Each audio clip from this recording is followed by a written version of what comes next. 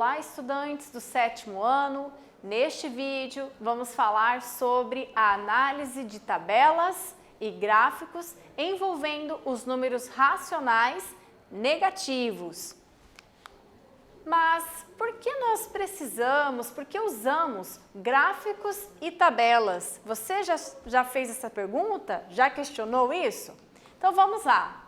Os gráficos e as tabelas nos ajudam a ter uma visão mais clara, mais organizada da informação.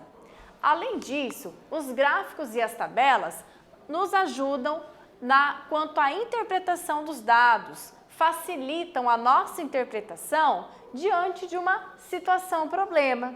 E também os gráficos, eles expressam visualmente os dados. Ou seja, se você tem uma situação-problema, com certeza você vai interpretar essa situação bem melhor com um gráfico, quando essa situação apresenta um gráfico ou uma tabela, ok? O gráfico também é utilizado para tirarmos conclusões, por isso ele deve ser construído com muita atenção e muito cuidado. Você já ouviu falar do PIB? Não?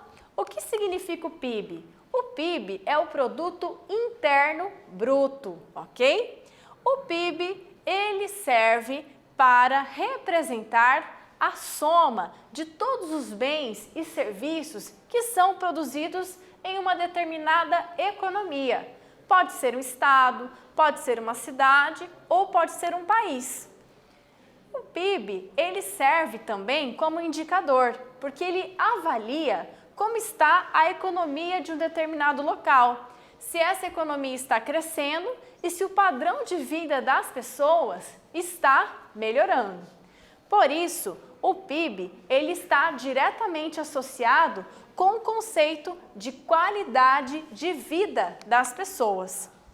O cálculo do PIB ele vai considerar os bens e serviços finais, ou seja, quando eu trabalho, por exemplo, com a produção de um carro, eu vou considerar apenas o carro no seu formato final. Eu não vou levar em consideração, por exemplo, a quantidade de ferro ou o ferro que foi utilizado na produção desse veículo, ok? Por quê? Justamente para eu não contabilizar duas vezes valores relacionados ao custo final desse produto, que no caso é um carro, ok?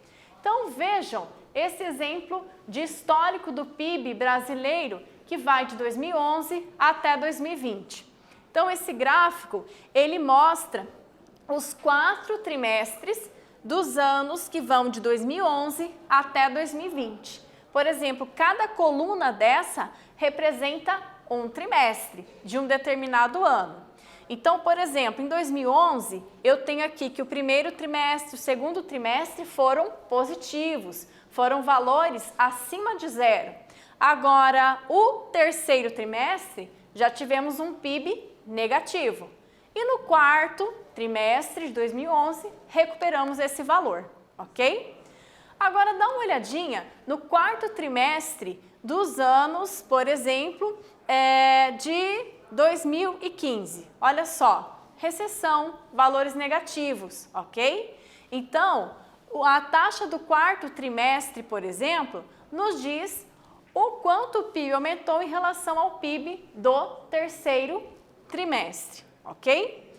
E se eu pedisse para vocês analisarem, por exemplo, o primeiro trimestre de 2017, olha lá, eu tive um PIB positivo, eu tive a informação de que o PIB cresceu 1,6%, ok?